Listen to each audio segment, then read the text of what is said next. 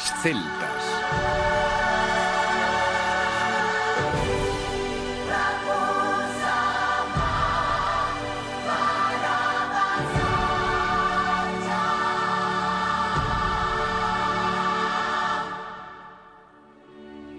Leyenda y realidad.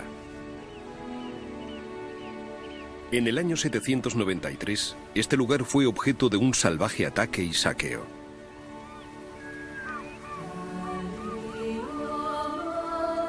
Es la Isla Santa, Lindisfarne. Y el ataque, el primero del que tengamos constancia, fue llevado a cabo por nuevos invasores del otro lado del Mar del Norte.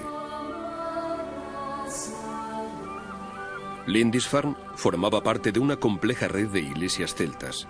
Todas ellas, a su vez, sufrirían un destino similar.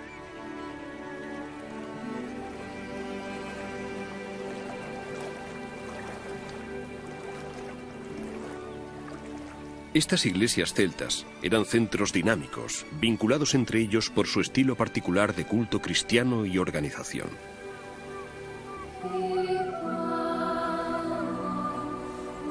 Llamaban al pueblo, contaban la historia y repartían el pan.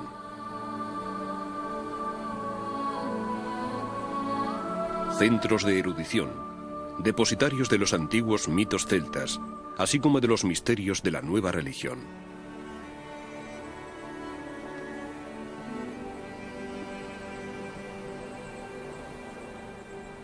El magnífico libro de Kells atestigua su destreza. También es testigo de la agitación de los tiempos. Escrito en Iona, tuvieron que mandarlo por barco a Irlanda para salvarlo de los merodeadores. En San David, los monjes rezaban: de los estragos de los vikingos, sálvanos, buen Dios.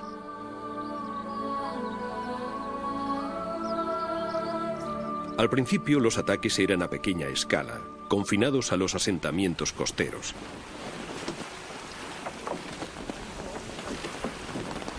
Las iglesias y monasterios celtas, enriquecidos gracias al auge de la religión, se veían indefensos ante unos paganos que no respetaban a un Salvador pacífico y sumiso.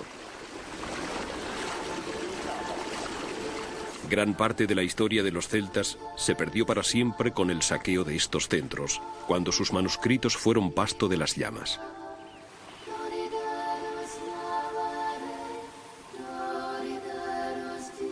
Las causas de esta repentina erupción de los piratas escandinavos son muy complejas. Seguramente el motivo primordial fue un empeoramiento del clima.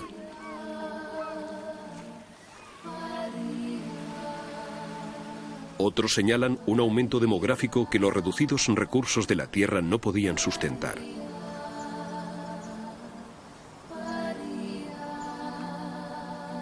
En esta economía rural, hombres y mujeres desarrollaron papeles distintos. Las mujeres se quedaban en casa y se ocupaban de los asuntos domésticos. Los hombres eran guerreros y agricultores.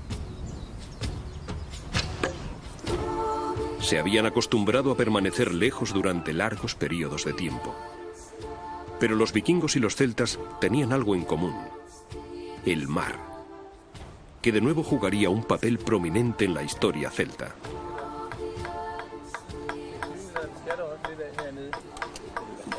Los arqueólogos escandinavos están reconstruyendo la historia marítima de sus antepasados.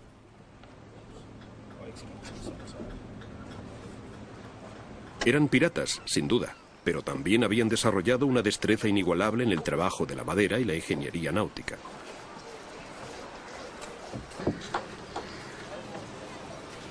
Estos barcos dieron a los nórdicos una enorme ventaja ante cualquier adversario, al igual que la habilidad marinera de los que navegaban en ellos.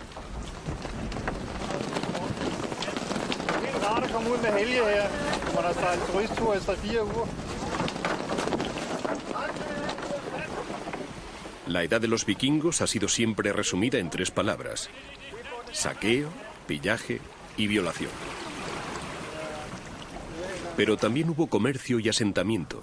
Todo ello tendría un efecto importante en los pueblos celtas.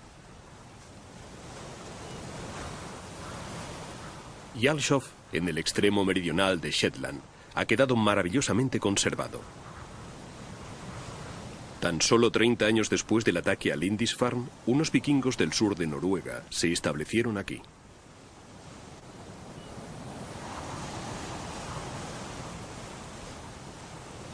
Llegaron a una región ya poblada por una próspera comunidad celta. Sus restos también están aquí, su brog y sus primitivas viviendas.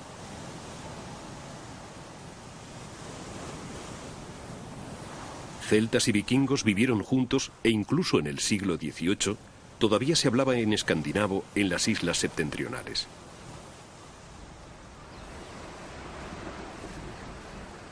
Aquí, una isla muy olvidada en la historia celta, la isla de Man, una base estratégica para las incursiones vikingas.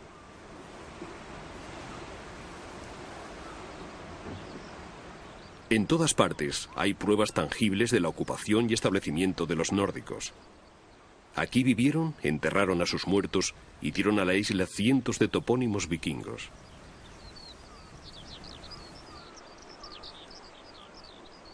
El mar de Irlanda, que había sido el Mediterráneo de los celtas, se convirtió en el de los nórdicos. Dublín, Cork, Limerick, puertos nórdicos que se convirtieron en mini-reinos, participando activamente en las luchas por el poder en Irlanda.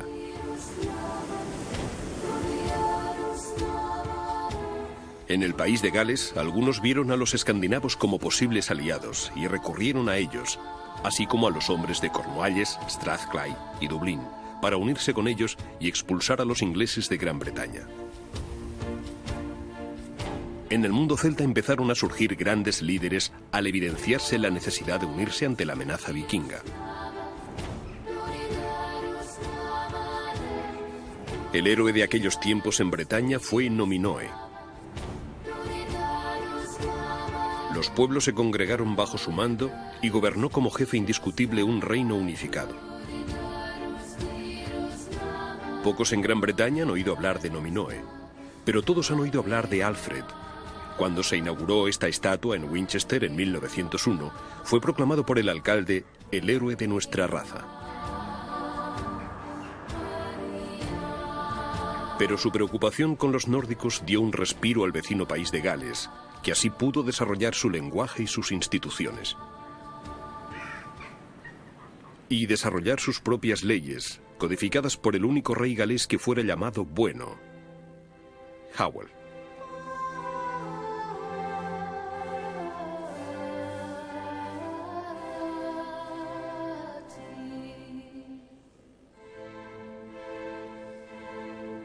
En Escocia, la misma necesidad de unificación juntó a los pictos y los escoceses bajo su rey y su linaje real, Kenneth MacAlpin, pero tampoco muchos fuera de Escocia han oído hablar de él.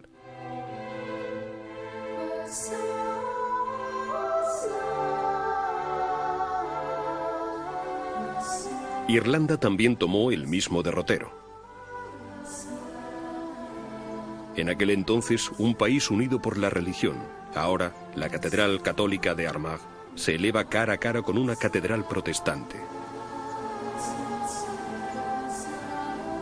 En su recinto está enterrado el primer rey que unificó esta parte del mundo celta, Brian Boru. También en este caso, pocos fuera de Irlanda han oído hablar de él.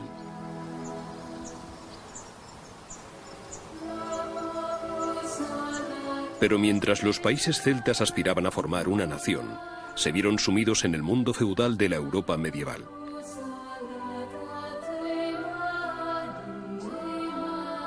Un mundo de reyes, varones y sus caballeros, guerreros y nuevas guerras. Un mundo de siervos y esclavos.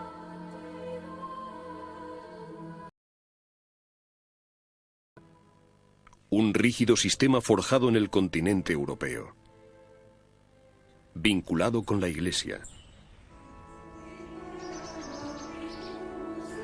La Iglesia de la cristiandad latina.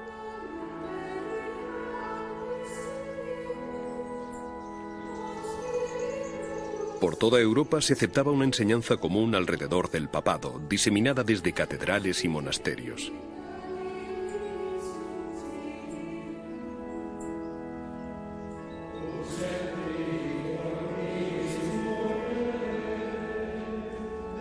Este mundo de orden feudal tuvo su impacto en los celtas. Un mundo respaldado por el comercio y la economía y el poder de la espada.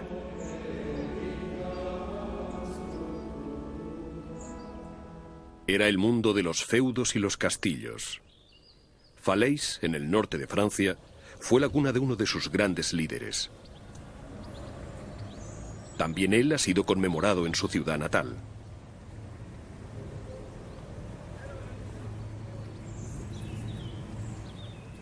Flanqueado por sus caballeros favoritos, todos ellos verdaderos guerreros. Y de él sí hemos oído hablar, Guillermo el Conquistador. La fecha, 1066, la batalla de Hastings, registrada en el tapiz de Bayeux, uno de los momentos más decisivos en la historia de las islas.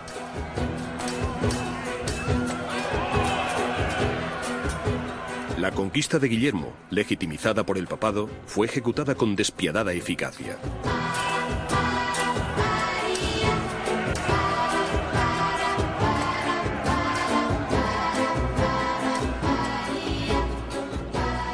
Tan solo 2 años después de 1066, los nórdicos estaban conquistando el país de Gales.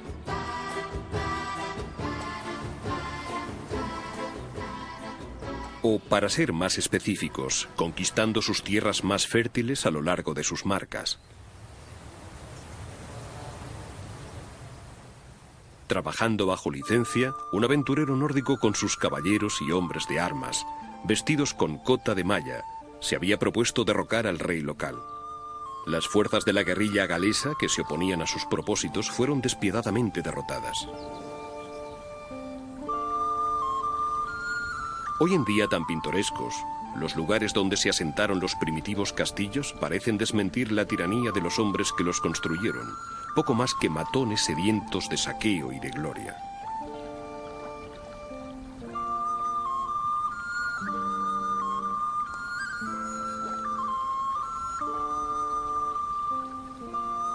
Con el desarrollo y enriquecimiento de algunas familias nórdicas, los fuertes fueron reemplazados por las grandes fortalezas que todavía dominan el paisaje galés.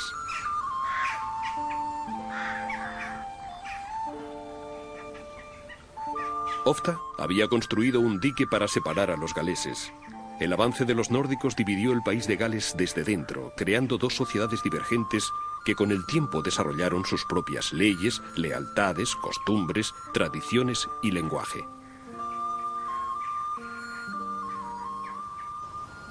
Es una división que perdura.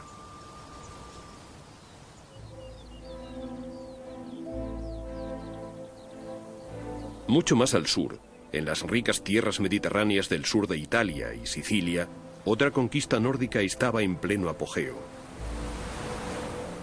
También aquí dominaban con el poder de la espada. Atroces cristianos eran buenos eclesiásticos. Aquí, sus iglesias son tan importantes, si no más, como sus castillos.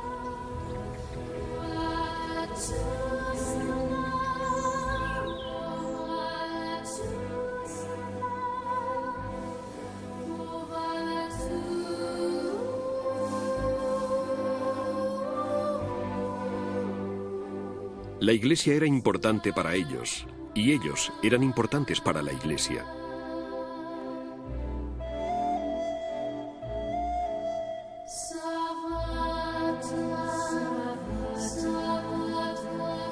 Muchos papas dependían de ellos y de su apoyo. Pero los tratos con los nórdicos ansiosos de tierra comportaba un pago a cambio. Uno de estos tratos tendría un efecto asombroso que nadie previó en aquellos tiempos.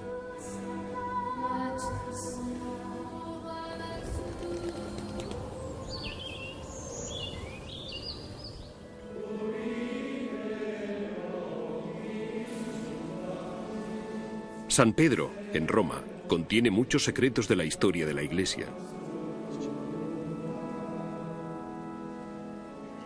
Está fundada en San Pedro y la creencia de que aquí fue donde enterraron al santo.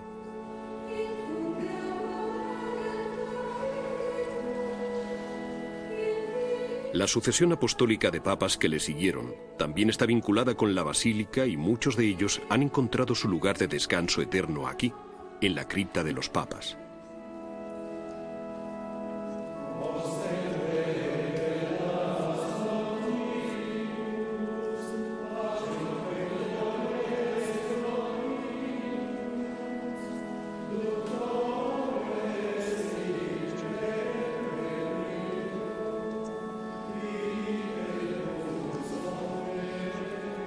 Entre ellos, el único papa inglés de la historia, Adriano IV, que hizo un trato asombroso con los nórdicos de Sicilia.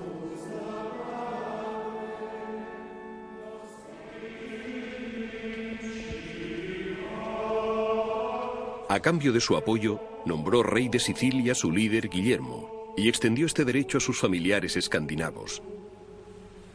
El rey de Inglaterra tenía ahora el derecho papal de incorporar Irlanda a su reino.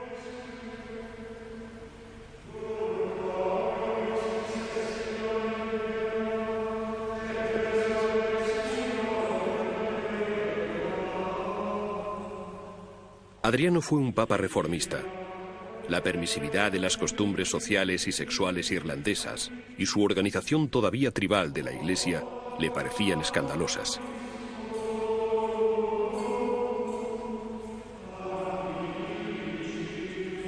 La Iglesia reformista cambiaría todo esto. Así, sin duda, lo esperaba y creía Adriano, pero sin saberlo, había iniciado la primera ronda de las prolongadas y atormentadas relaciones entre Inglaterra e Irlanda.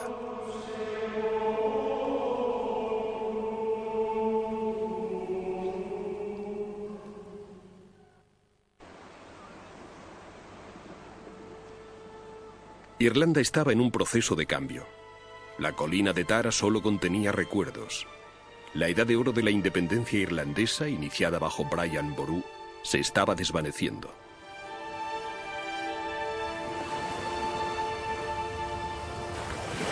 La conquista de Irlanda ha sido llamada la conquista inglesa, pero en realidad fue otra conquista de los nórdicos. Libraron batalla, construyeron sus castillos y paso a paso extendieron sus tentáculos por todo el país. De la misma manera que el país de Gales tenía su marca, Irlanda tenía su Pale, y la isla sería dominada desde allí.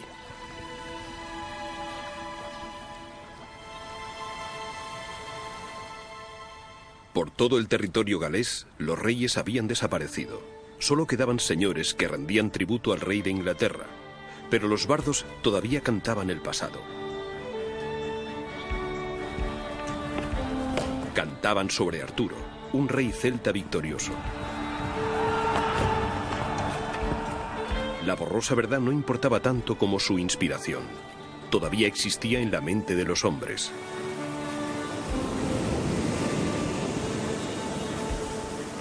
De alguna manera, en algún lugar, Arturo y todo lo que él simbolizaba seguían existiendo.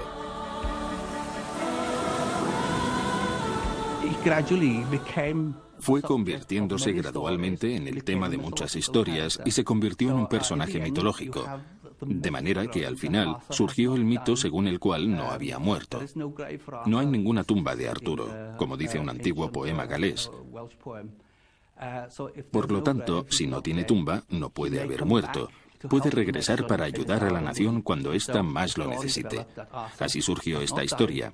Arturo no ha muerto, se ha ido a Abashon en galés o Avalon en inglés, el otro mundo, y allí estará hasta que su nación esté preparada para su regreso.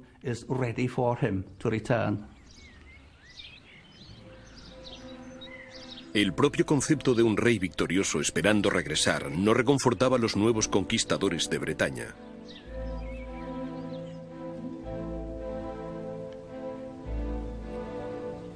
Glastonbury ha sido asociado durante mucho tiempo con Arturo, desde los tiempos en que la península al sureste de Inglaterra formaba parte de la antigua Bretaña.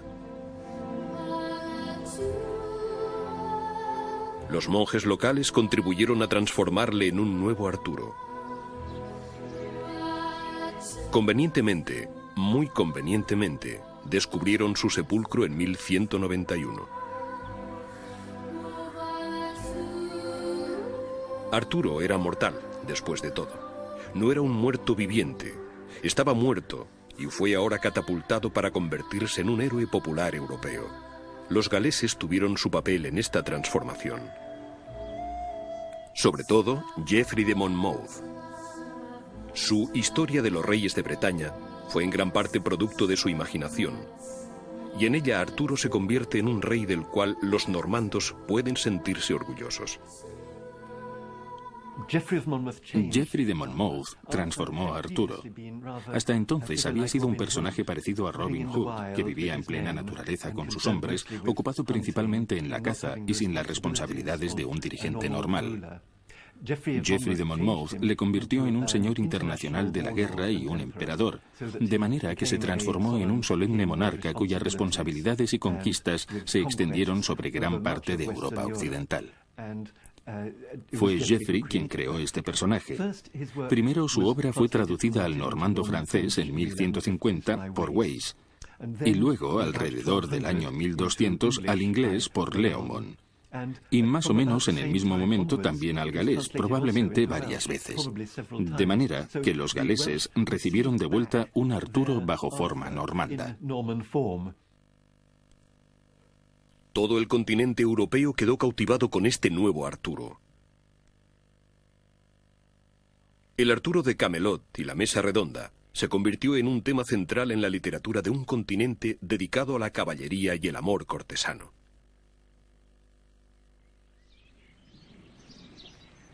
En la Catedral de Salisbury pasamos de la leyenda a la realidad de la historia. Aquí está uno de los documentos más famosos de Inglaterra. La Carta Magna, con el solemne sello del rey Juan.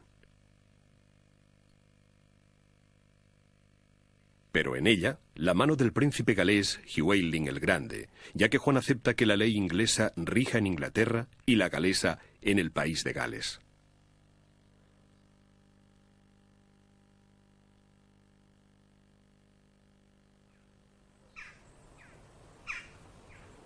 La monarquía gaélica de Escocia no se vio afectada por ataques externos.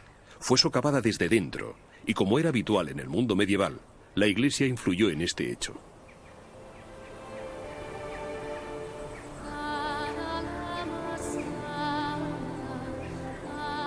La abadía de Melrose alcanzó su máximo esplendor cuando las órdenes monásticas de origen francés, como los cistercienses, aumentaron su poder y riqueza.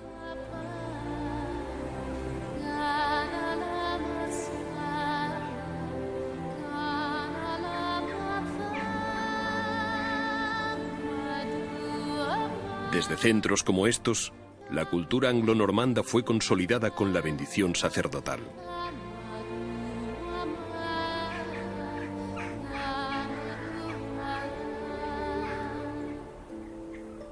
En Gales e Irlanda, la monarquía no había conseguido una solidaridad nacional. En Escocia, sí.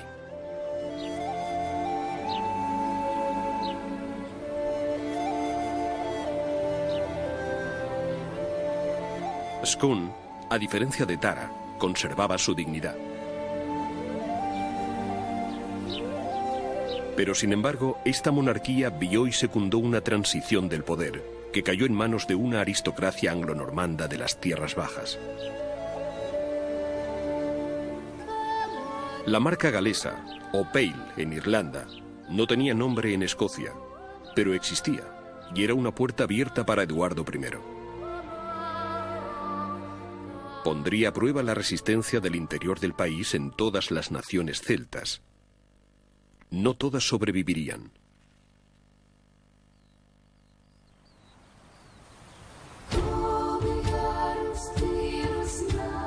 En 1280, Eduardo I estableció una comisión para examinar la legislación galesa. Una buena excusa para borrar una nación del mapa.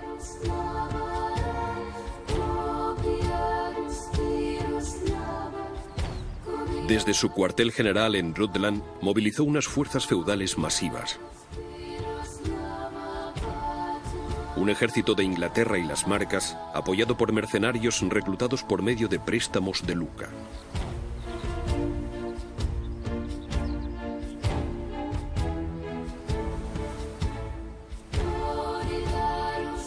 Avanzó hacia Gwynedd para destruir sistemáticamente la estructura de la vida galesa.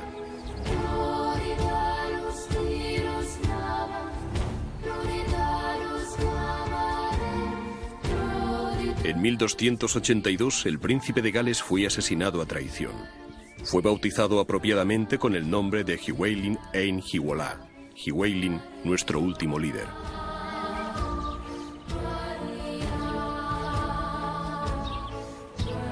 Con su muerte, se cerró una época en Gales. Empezaba un imperialismo extranjero.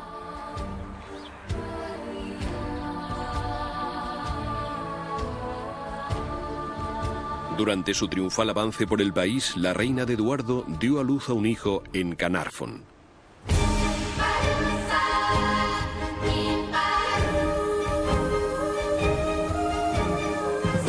Fue presentado al pueblo como el nuevo príncipe de Gales. Un príncipe que no hablaba inglés, puesto que todavía no sabía hablar.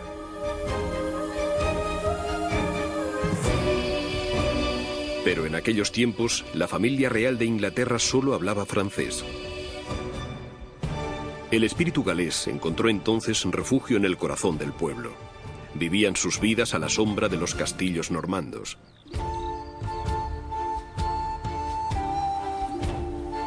Unos castillos que siguen en pie, como señaló un historiador galés, como magníficos símbolos de nuestro sometimiento.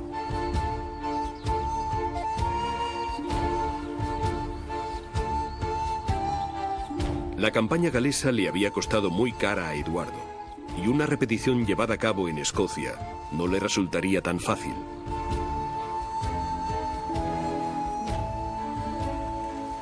Aquí, en el puente de Stirling, fue rechazado. Eduardo I, al parecer, había topado con un digno contrincante, pero no por nada iban a llamarle el martillo de los escoceses. El héroe del momento era William Wallace, elevado al cargo de guardián del reino. Por lo menos, bajo Wallace, había un reino que guardar.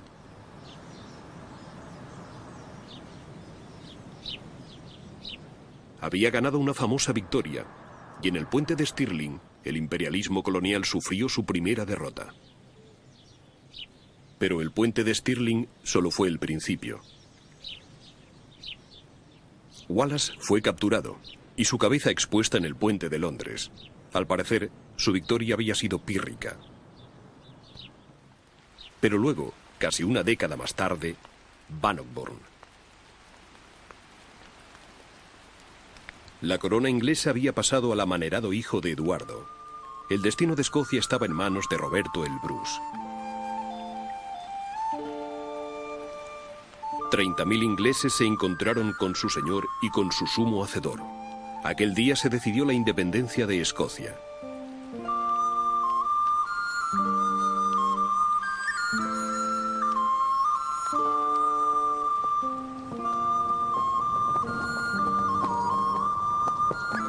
Entre los muertos, muchos soldados galeses, alineados en el bando inglés. Pero en el país de Gales galés, la independencia escocesa sirvió de inspiración. En el alba del siglo XV surgió un héroe galés.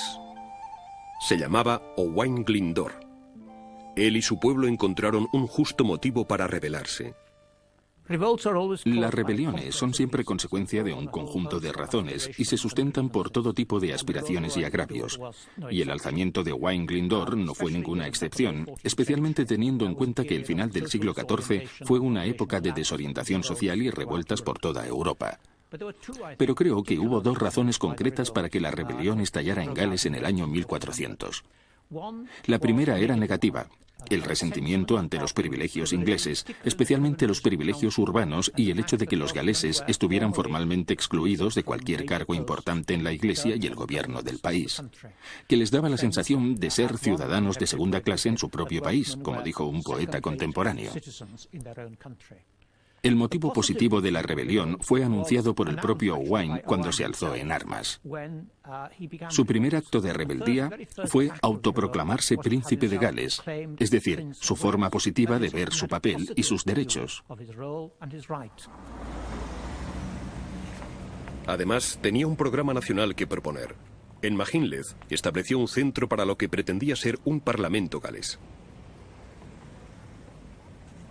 Un sueño cuya versión descafeinada fue realizada 6 siglos más tarde.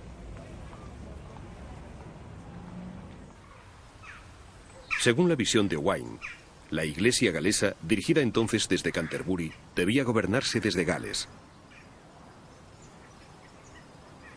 También soñaba con universidades galesas.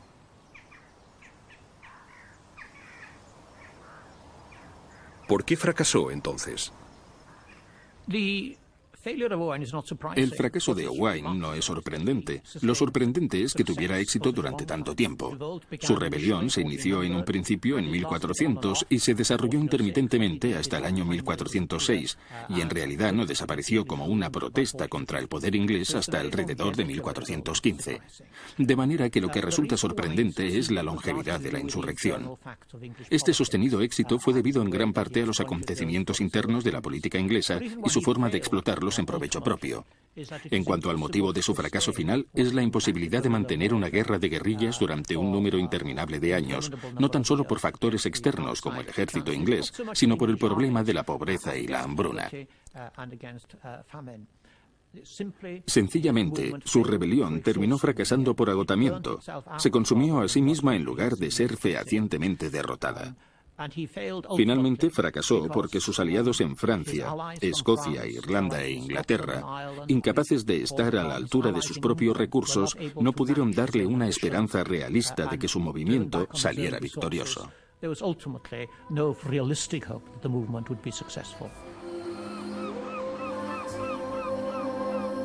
Pero Owain Glyndŵr no fue nunca capturado. Al igual que Arturo, no murió. El espíritu galés quedó poseído por su visión de un pueblo libre.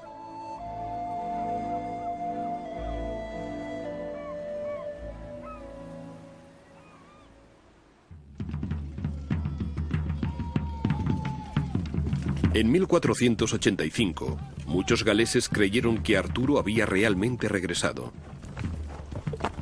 Cada año, los acontecimientos de Bosworth Field se representan de nuevo.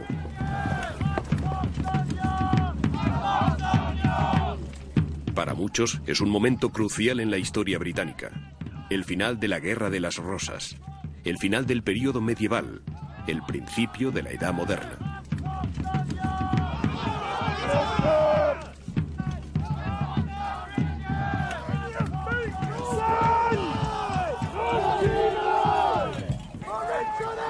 Enrique había pasado sus años formativos en la Bretaña celto-normanda. Su marcha desde Milford Haven atrajo a muchos galeses bajo su bandera.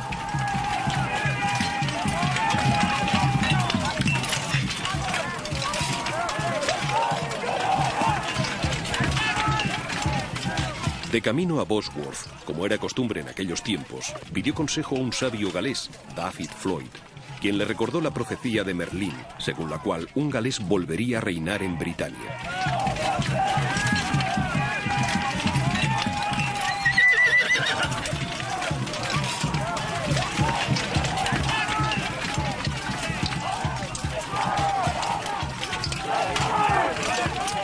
Bajo la bandera del dragón galés, Enrique salió victorioso.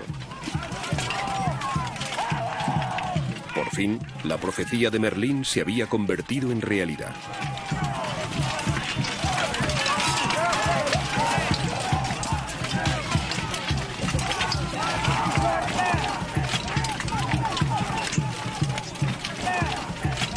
La corona del reino estaba en manos del sucesor de Arturo.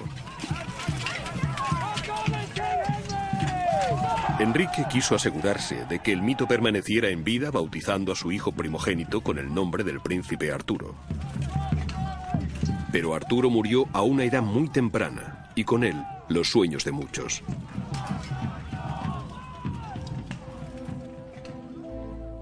Bosworth fue una victoria militar por una corona. En Europa se libraba una encarnizada batalla por la mente de los hombres. Con el invento de Gutenberg, los conocimientos humanos podían extenderse. Se cuestionaban los antiguos valores como nunca en el pasado. Especialmente, los valores de una iglesia desacreditada.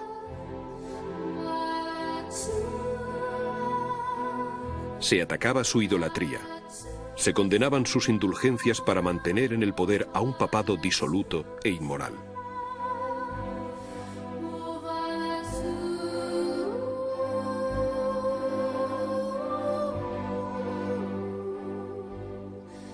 El joven monje que compendió y promovió estas peligrosas ideas, Martín Lutero, dividiría la cristiandad. Pero también dividiría el mundo celta. Desde el momento en que clavó sus 95 tesis en la puerta de la iglesia de Wittenberg, las nuevas ideas de Lutero se extendieron por toda Europa.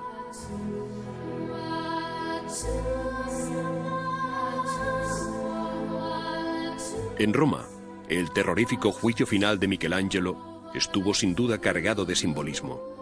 La burbuja del papado renacentista había estallado. Pero había quienes seguían apegados a las antiguas creencias y al antiguo orden. Enrique VIII era un devoto católico y se ganó el título de defensor de la fe gracias a un hábil libro contra Lutero. Pero Enrique no tenía ningún descendiente varón para heredar la corona.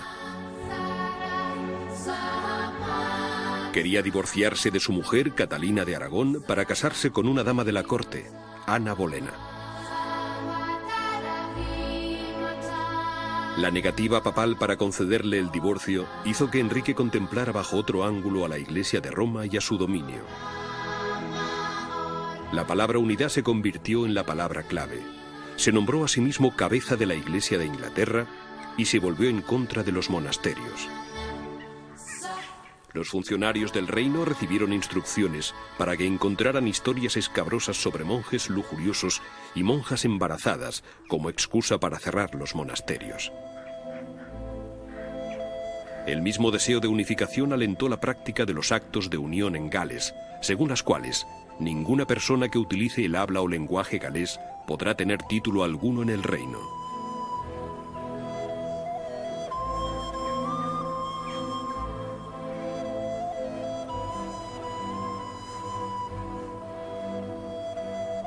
Enrique fue un hombre de su tiempo, y por toda Europa, reyes y príncipes estaban creando naciones-estado renacentistas en las que la unidad era la palabra clave.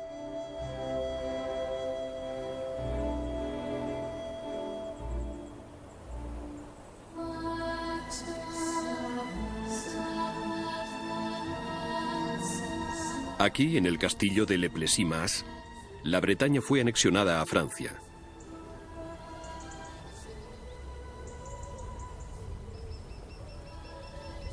Días después, el acto de unión de Bretaña fue oficialmente firmado en la antigua ciudad de Vannes.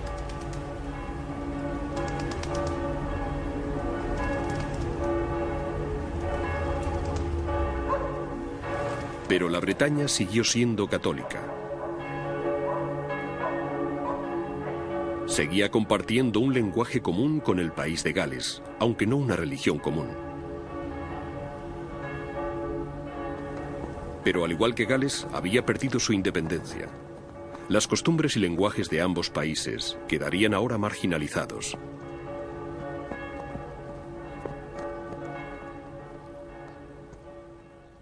Elizabeth heredó un reino cuya religión había oscilado como un péndulo, protestante, católica y otra vez protestante. Su objetivo era también un reino unido, y la fe protestante ofrecía un camino más seguro hacia este fin. Le persuadieron de que utilizara las lenguas nativas con este objetivo, y encargó al obispo William Morgan que tradujera la Biblia al galés.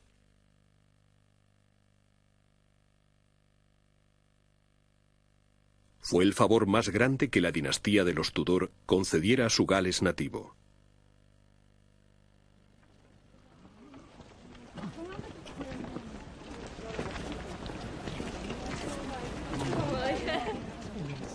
Los irlandeses se embarcaron en un camino distinto hacia la salvación. Aquí, Elizabeth aprobó el acto irlandés de uniformidad y trajo con él el libro de oraciones anglicano en inglés y latín, pero no en gaélico.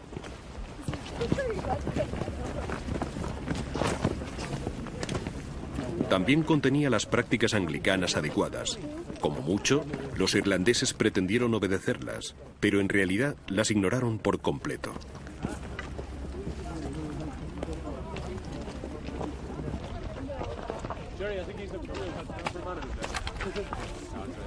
El largo camino de Croagh Patrick confirma todavía hoy en día la sólida creencia en la Iglesia Madre.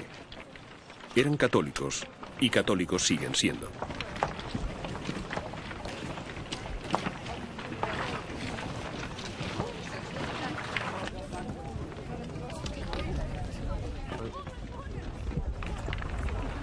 Los irlandeses estaban destinados a mantener su religión, pero a perder su lenguaje.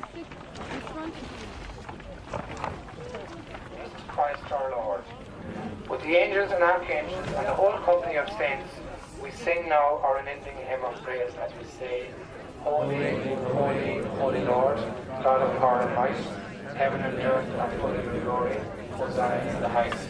Blessed is he who comes in the name of the Lord, Hosanna in the highest. And Lord, you are holy indeed, the fountain of all holiness. Let your Spirit come upon these gifts to make them holy, so that they now may become for us the body and the blood of our Lord Jesus Christ. Para un monarca y una corte decididos a establecer una uniformidad, Irlanda representaba un problema muy real. Bind us more and more to each other in unity and peace.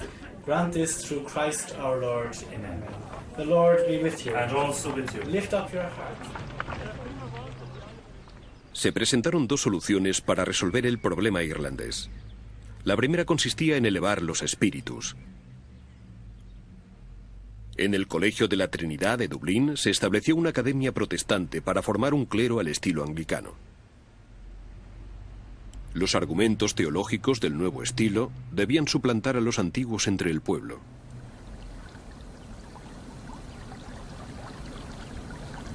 La segunda solución era más drástica: desarraigar sistemáticamente a la población nativa, sustituyéndola por colonos procedentes de Inglaterra, todos ellos protestantes. La plantación de escoceses presbiterianos en el Ulster había empezado. Todavía estamos recogiendo la amarga cosecha.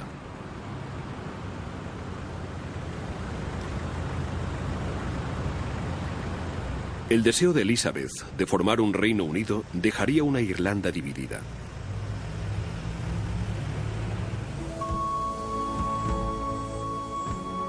La intervención escocesa en Irlanda quedó atenuada por el conocimiento de que los vínculos entre los gaélicos de las tierras altas y los gaélicos irlandeses eran potencialmente tan peligrosos para Edimburgo como para Londres. Y la muerte posterior de Elizabeth desviaría la atención hacia Escocia.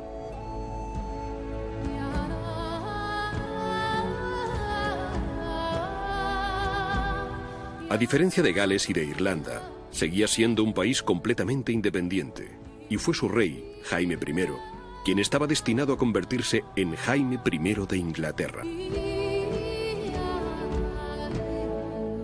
Hijo de María Estuardo, había recibido sin embargo una formación presbiteriana.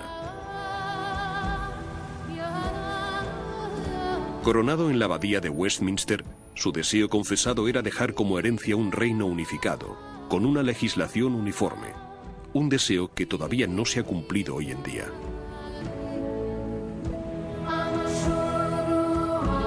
Con un Estuardo en el trono, el destino de Escocia parecía estar asegurado. Los galeses habían albergado esperanzas parecidas con los Tudor. Al cabo de una generación, se hizo patente que el poder, el verdadero poder, no se encontraba allí, sino en el extremo sureste de Inglaterra.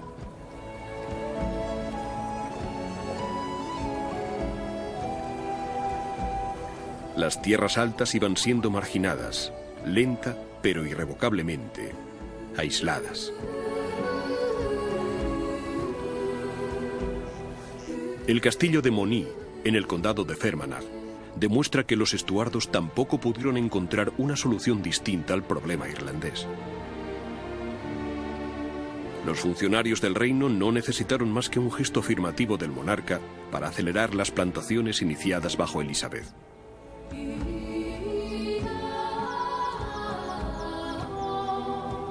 La misma represión, pero ahora desde nuevos castillos.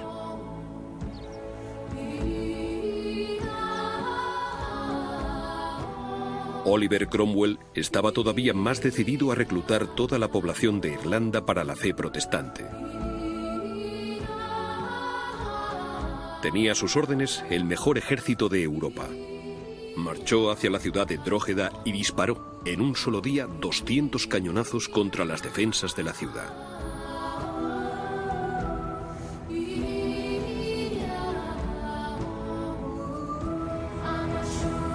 Todos los combatientes irlandeses varones fueron pasados por la espada, y Cromwell justificó sus acciones proclamando que era un justo juicio de Dios sobre estos bárbaros desgraciados. Los muros de Drogheda no ofrecían ninguna protección.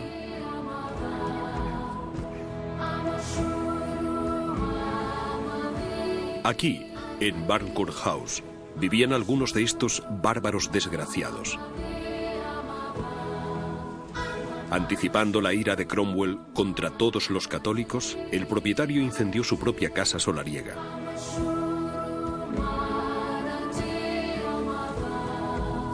Este era el estado de cosas en la Irlanda de Cromwell.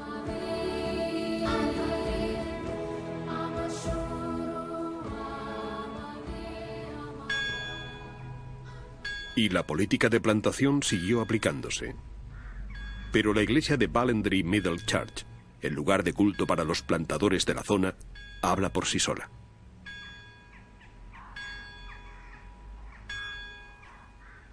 Es una iglesia presbiteriana, con toda su simplicidad. Pero también es pequeña, muy pequeña.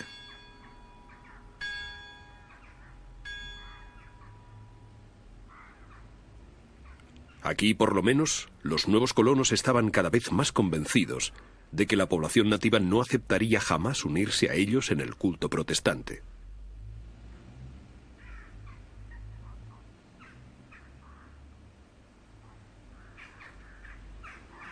Pero todavía habría más derramamientos de sangre. Las fuerzas del nuevo rey protestante de Inglaterra, Guillermo, se enfrentaron a las fuerzas del legítimo pero católico rey Jaime II. Decían que había abdicado.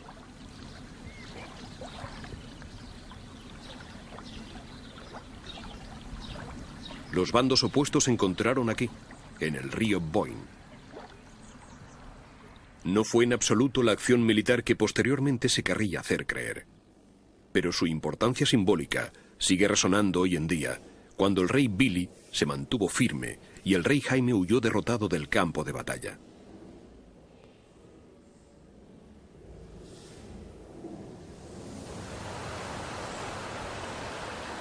Dos años más tarde, la sangre derramada sería escocesa, cuando el rey Guillermo obligó a los cabecillas de los clanes a jurar públicamente su lealtad a la corona.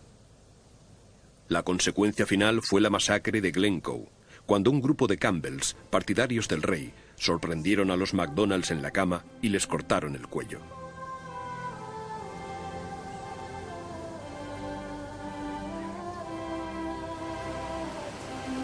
Tantas coronas perdidas, tanta sangre derramada para crear un reino uniforme.